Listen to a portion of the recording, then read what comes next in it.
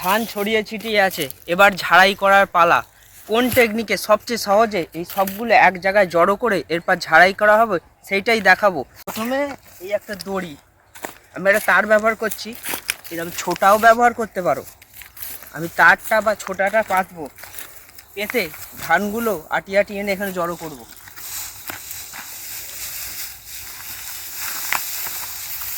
এইভাবে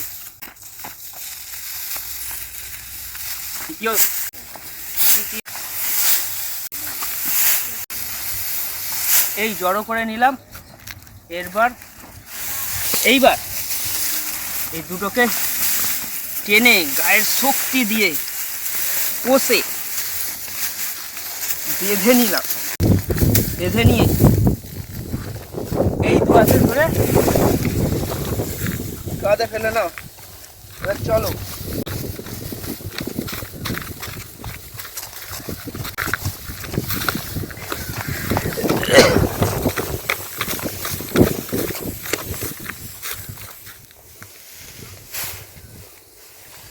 ব্যাস,